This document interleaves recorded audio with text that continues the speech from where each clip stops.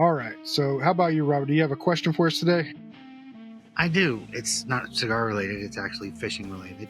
Lou, when fishing, do you find you catch more if you cast it out or if you just let it drop off the side of the boat? Well, that depends on where you're fishing. I grew up on a little pond. I was fortunate enough to have a little 16-acre pond behind my house that my dad had.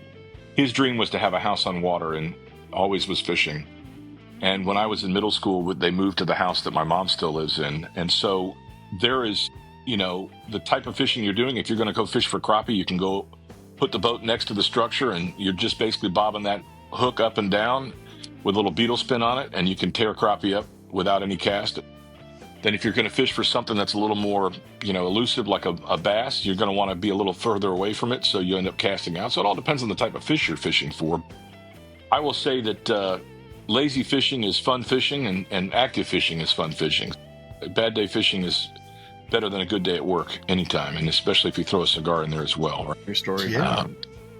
I like to fly fish, and that's all casting. I mean, that's not really just dropping something down in the waters. And the casting of a fly rod is a whole different ball game than casting a spinning rod or something like that. But it all depends on where you're fishing. Ocean, lake, fast-moving water, barrel, if you're really looking to catch dinner. Grocery store. In a pinch. Seafood counter, so sure. That answers your question. Okay, yeah. And I only asked the question because one time I haven't gone fishing very often. I just remember one of the first times I went, we were at the Lake of the Ozarks in Missouri. I don't know where we were, but I really didn't want to be there.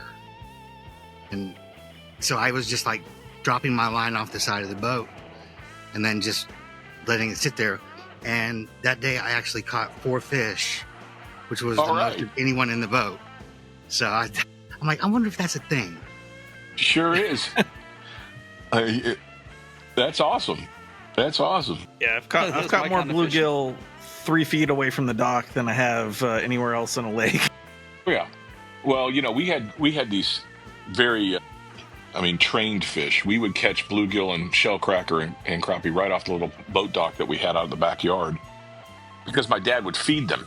He'd throw out pellets and he would throw out oatmeal or, stale cereal or whatever it is. And so there was a very big population of those panfish that would be there. And so whenever we'd have friends over or there was some, young kid that's coming over and they want to fish and they want to catch something, you could put dough, just bread dough or a piece of hot dog or something on there and they would bite at anything. So, you were guaranteed to catch something. You need a lot of them for a meal, but it was always fun to catch and we'd throw them back. So I don't know. So you sound like you're catfish fishing right there, man. That's what we used to do with catfish. We didn't have any catfish in the lake, but there's a lot of people around here that do a lot of like noodling and they do a lot of catfish, fishing, and they do that at night and stuff. And there's one guy that is he's in Iowa, and Randy will go out and he will fish and gets these big old river cats, and then he'll take a picture with lure cigars, and he swears that smoking a lure cigar increases his chances of catching any fish while he's out there. So take that with a grain of salt. Yeah, exactly. It's got to be true. Seems like enough evidence. Yeah.